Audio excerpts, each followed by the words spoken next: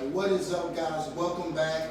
Little technical difficulty there with the camera. Now that we're all reset and ready to go, today we're going to be talking to you about how you can get some better sleep in your life if that's something you're struggling with now, so you can feel more rested, more ready to produce, and just have an overall better feeling throughout the day versus that tired, groggy, lethargic feeling you feel when your sleep isn't up to par where it should be. Yeah, so if you're someone who is struggling to fall asleep or stay asleep, tune in, listen up guys to some of these factors that are either contributing to your sleep issues or might be the problem altogether.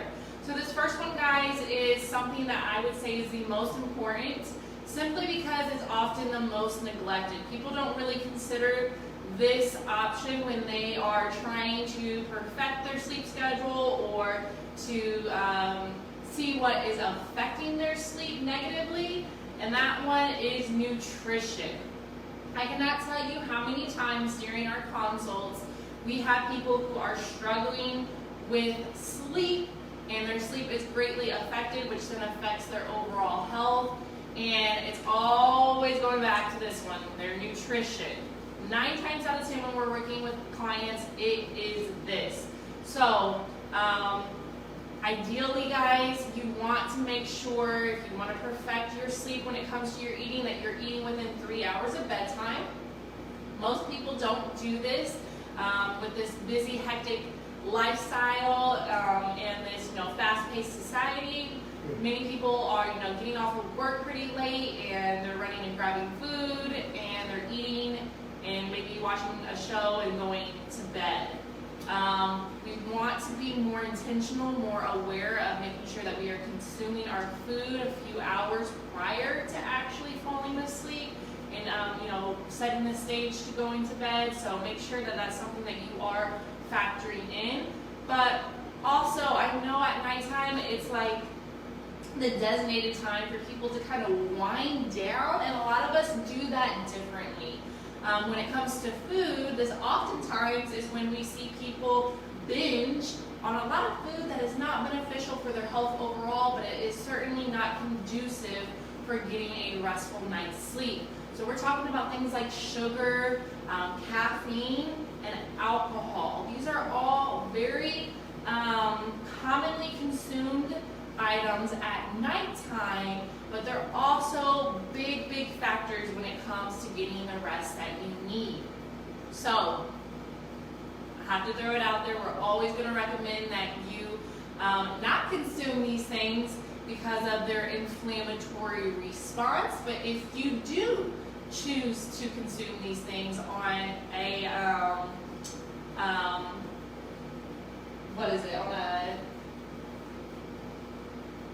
I'm lost here. I want to say on a slow basis, but that doesn't really make sense. I feel like you guys know what I'm trying to say. If you're choosing to consume these things without regularity, because I can't think of the word here. So if you're moderation? Not even like moderation, but like if you're going to indulge in these things just like on special occasions or periodically, I guess would be a good word. Where it's not a part of your typical routine, if you're going to do that, all right, because that would be the next step. If you're not going to eliminate it completely, then they need to be consumed periodically, not with any type of regularity at all. And if you're choosing to do that, then you need to make sure that you are not doing this right before bed. You just cannot do this right before bed. The sugar and the caffeine are a little bit more self-explanatory because they're going to have a stimulant effect. As far as getting you to a place where you're not going to be able to sleep because you're too wired to go to bed. The alcohol is actually going to have a similar effect, not because it's a stimulant, but because when your body is trying to detox the alcohol, it will act as a stimulant from the detoxification. So all these things can affect your sleep at nighttime. Make sure if you do consume it for that day that it's earlier on in the day so it has a chance to kind of like wear out, for lack of a better phrase. Oftentimes what we see with our clients in addition to this is just like blood sugar level control in general. So obviously if you're consuming these things, you're going to spike your blood sugar level, and then if you try to go to bed right after that and your blood sugar levels are high, you're not going to be able to sleep. If you're also eating, these certain types of foods, like sugar-based foods, cookies, cakes, breads, eating like starches, things that are processed as sugar in the body, even if it's not directly, refined sugar or what you think of refined sugar, you'll have like this up period where you can't go to sleep, and then your blood sugar levels will crash. Well, during that time, you'll sleep for a little bit, but when they get too low, then you'll wake up in the middle of the night. And you might wake up craving sugar during that time, and this is your body just trying to normalize your blood sugar levels. But we want to be very mindful of the types of foods that we are eating to regulate our blood sugar levels, because we don't want to have that very, very high and extremely low where we have that crash. Caffeine, sugar definitely will do that. Pasta, breads, any type of starch will do that. So we want to make sure that we're consuming an abundance of low starch veggies, particularly more than anything else. If you do want that, that sweet tooth is kind of bothering you, we want to gravitate more towards fruits to help with that. That way we don't get that high and that low, that is just regulated and our blood sugar levels are acting the way that they need to act and they're not affecting our sleep. So also frequency of eating can help with this. So although I am an advocate of fasting and incorporating that, if that's not something you're ready for or cannot do right now, another way to control your blood sugar levels is to eat these high quality things that we're talking about, low starch veggies, fruits, even like a high quality protein, whatever that may look like for you. If you're doing those things and eating at consistent times and not going too long without eating unless you are intentionally trying to fast, but I know most people like to be sporadic with their eating and there's no purpose behind it, that can also help control your blood sugar levels. So those are things that we want to take into consideration when we are eating. Well, you said a whole lot. I did. I don't think it's even nothing left for me to add. Only thing I would say is that if that sounds a little bit too medical for you guys, where you just couldn't really understand a lot, just think of it like this. Obviously, your nutrition is going to play a huge role in everything you do. And of course, we're always going to address that here on this channel when we're talking about how you can improve certain aspects of your life through, just overall health and wellness. Nutrition is always going to be on the top of that list. But also, too, if it didn't make sense to you, just think like this. If you have children, or when you was a child at once yourself, did you give your children sugar before they went to sleep at night? Obviously, we know you didn't give them alcohol. Hope not. God, hope not. Or soda. Yeah, but soda with things with caffeine in it, because you understood that, like Larissa mentioned, they get very wired, they get energetic, they get hyper. So then they're not going to sleep well at night, or they're not going to go to sleep on this current schedule that you try to keep them on if you have that structure in your home. However, so guys, obviously it's just common sense here when we talk about sugar, caffeine, and obviously alcohol and the role that these things can play. Now, for a lot of you hard heads out there that are probably listening to this and thinking, well, if I drink enough, I'll just pass out, right? But then again, now you're going to wake up, because we're talking about resting here and recharging with a good night's rest, guys. So when you wake up, if you do drink enough alcohol to pass out and you go to sleep, well, now you're going to be hungover the next day. You're not going to feel good and productive. So that's not going to help you at all as well. And then you're just going to start to down cycle and just go downhill throughout there, going into the next night. So a good nutritious meal before bed, around 3 hours beforehand. Fresh fruit for your sugar intake. If you're having that sweet tooth and those cravings, and then that will allow your body to get more in a rested state, so that your body can actually recharge at night, recover, and actually get some real good deep sleep where your body is in a total rested state. All right, guys. Perfect. Number 2 here, which is typically why people consume the foods that we just talked about, is your stress levels. High stress levels are absolutely going to affect your sleep. They could make your brain just kind of go in overload and you're thinking about a million things and you can't fall asleep. Or whether you recognize it or not, it just may be the cause of your sleep problems, because your body is trying to process and de-stress, deload, detox, all those things at nighttime. And if your stress levels are too high, it's going to struggle doing that, because it can't focus on what it needs to focus on, which is ultimately allowing your body to heal, get a good night's rest. But if it really has to just focus on recovering from your stress as much as possible, it's not going to be able to do all the other jobs that it has to do when it comes to, like healing your body and giving your entire self a break. So guys, stress levels can be huge here. You want to make sure that if you do have high stress levels, that you're not trying to deal with those with the foods that we talked about, but that you're really implementing some high quality stress management techniques. And these are going to look different for everyone. Stress management techniques need to be something that you find joy in, okay? It has to be something that you truly, truly love, but we want to make sure that we're doing that on the healthy side. So some examples could be things like working out, all right? Huge stress reliever, regardless if that's lifting weights or going on a walk or, making sure that you, get your bike session in earlier on for the day. Like, these are all ways that you can decompress. Other things could be, journaling, saying what you're grateful for, breath work, okay, breathing techniques, guided meditation. These are all awesome ways to decompress. It could even be something simple as like listening to a positive podcast, taking a relaxing bath while listening to positive, uplifting music, okay? We want to make sure that we're feeding our mind with positivity, especially before, you should be doing that all the time, but especially before you're going to bed, if 100% if you're going through a very stressful situation. We don't want to dwell on those things. We want to speak life, joy, positivity into that situation, into our lives, and we want to make sure that's the last thing that we think about and we consider before going to bed. And yeah, guys, a lot of these techniques, a lot of these methods that we're speaking of today, our clients have implemented them. I know I have a few that I can speak for who have done a lot of those things. They even like the later evening workouts, even after they get home from work, knowing that they already have had a tough day.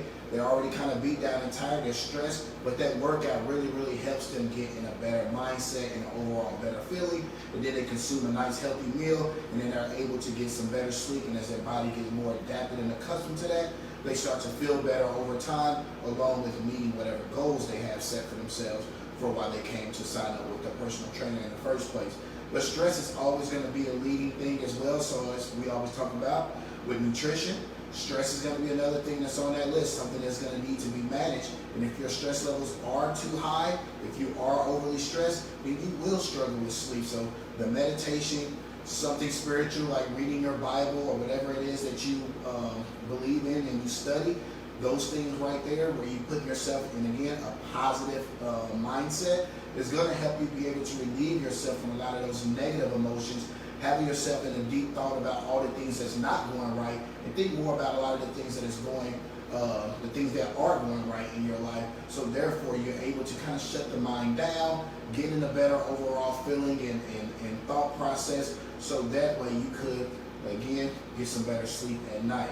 Ultimately, guys, when you're really stressed out, it's just going to attack certain organs in your body that are responsible for like hormone control, blood sugar level control, and really all those things build up and it affects ultimately how your sleep looks like and the quality of your sleep. So just try to implement some of these stress management techniques if your stress is caused by something outside of your control. If it's something that you can control, by all means control it and manage your time wisely to avoid stressful situations. But number 3, we're also going to get into your sleep schedule. Now this one is incredibly important too. Our body loves and thrives on routine, okay? Whether you would define yourself as a routine person or not, your body is. And so you need to ask your questions like, are you going to bed and waking up at the same time? Do you do that? Or is your sleep schedule very sporadic? Are you in sync with the sun and the moon, right? Are you going to bed when it gets dark outside, and are you waking up as the sun rises, as it starts to get lighter? Do you do these things? If you're somebody who works a night shift, you're going to struggle with sleep because it's just completely out of whack and out of tune with the way that our body was designed to get rest. We are supposed to be in sync with nature, and when you are out of sync when it comes to that, whether it's because of your job or because of your choice staying up and binge watching Netflix, whatever it may be, if you're not in sync with nature, you're going to have ramifications, and you're going to start seeing that when it comes to the quality of sleep you're getting. Yes, guys, consistency is key. Another thing that we say here on this channel all the time. Gotta be consistent with what you're doing, because if you are very sporadic and your sleep is just all over the place, then again, your emotions, your feelings, your energy level is going to be all over the place. So try to find a time that has some consistency there, which is going to allow you to have some discipline, or require you to bring some more discipline in your life. So that way, you're not watching too much TV late in the day, you're not up scrolling social media, doing a lot of the things that aren't really going to be beneficial to what you need to do the next day, unless you're an entrepreneur or something of that sort, and maybe you're closing a deal. I know that there are some exceptions there, but for the most part, if you can, shut it all down. Try to allow yourself to stay on a consistent pattern. That way your body gets more adapted and accustomed to that change, and your body knows that, okay, this is a time where everything's going to shut down. Your body's going to actually allow itself to get in that rested state, so you can get the better sleep that your body is going to be needing, or that your body is probably calling for right now. So just try to take all of those distractions away from you, and just focus on doing something in a consistent pattern. At least if you're not doing it throughout the day with other aspects, at least try to start there with your sleep, so that way you can try to dibble and dab that into everything else around you. I think that this one really just boils down to you being intentional about planning your whole day out and what that looks like, and being productive but not busy. I think the society really puts gives people like a badge of honor for being super busy and for being overbooked, but are you productive all the hours of the day? And if you're being honest with yourself, no, you're not. So we need to really get to a position where we're planning out our day, being intentional about our day. We're not busy throughout the whole day, because we understand our bodies and that they need rest and that other things need to be a priority, but we are productive during the hours that we are setting to work or do a certain task, whatever that may look like for you. So you may not be working as much, but you should be more productive during that time. Now, if you have a certain job that's like, a 9 to 5, and you're set to work these long hours, if that's your schedule and that's what you do and that's how you provide your income, that's one thing. But really planning what life looks like outside of that time frame, whether it's house chores or cooking dinner, you can really control those aspects of your life a lot differently, where you're getting the full benefits and having high productivity levels, so you can really get where you need to be when it comes to your sleep. So just keep that in mind, guys. Maybe that's with your meals. Maybe you cook them all, for the whole week, okay? And that way you don't have to worry about getting off of work and getting that done and cooking for several hours for your family, or God forbid you feel like you have to go and take out food all the time because you're so stressed out and you don't feel like there's enough hours in the day. So really planning your day can help with your sleep schedule. But we're going to get into the last one here, which is your sleep environment. And I see this very often as well. People are say that they struggle to sleep, and then I ask them about what their sleep routine looks like, and they don't really have a routine, and the environment is not conducive for rest. So we want to make sure that, guys, just like we mentioned before with your children, how most parents typically give their children a bedtime routine. For us, our kids brush their teeth, they go potty, they come back, we read a book together, and then we say our prayers and what we're grateful for. That is their routine. If they do not do that, then they're not going to sleep.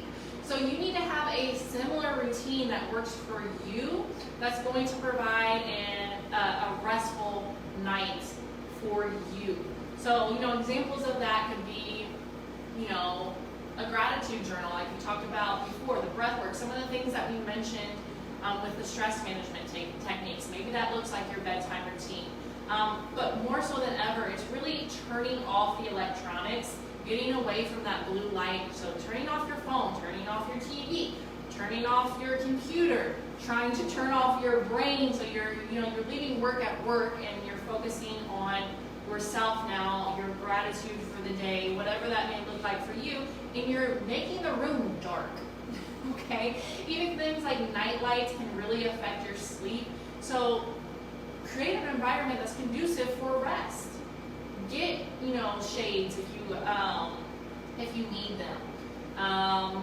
Make sure that, again, you're going to bed when it's dark outside. So even if you do leave the windows open, you're still that helps you get in tune with nature. Actually, if you're struggling with that, you should leave the windows open for a period of time so your body gets in sync with nature, and then you can use blinds. But guys, make sure that you're creating an environment that is going to help you sleep. If you're sitting there working on your phone all hours of the night, or you turn over in the middle of the night and you start looking and scrolling through Facebook, you're not going to be able to go back to bed.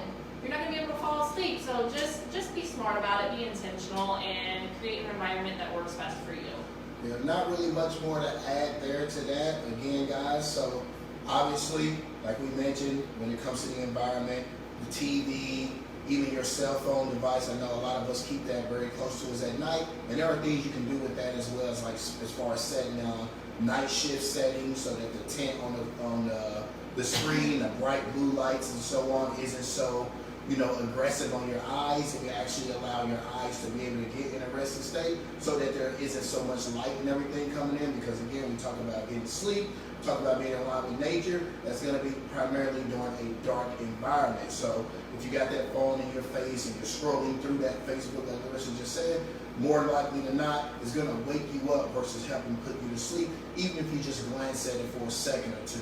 So you do have settings there, but definitely turn that TV off. You can download some apps on your phones and play some nice rain sounds and ocean wave noises and things like that people do. Or turn on a fan. Some Yep, people you can just turn on like a fan. That's one thing I do. I gotta have a fan on. I hate it love too. having a fan I on. hate it. I almost can't sleep without the fan on. It's the noise itself, and then it's also the cool breeze, because I'm a hot and cold person at night. One minute I'm hot, the next minute I'm cold, then I'm hot, so I'm up and under the covers throughout the night. And then sometimes I just throw a leg out, keep the rest of my body under. That way I kind of keep it balanced. But we all have our things, guys. Just make sure you set an environment that is very conducive for you to actually get some rest. Make sure that you're eating properly beforehand, not consuming all the wrong things.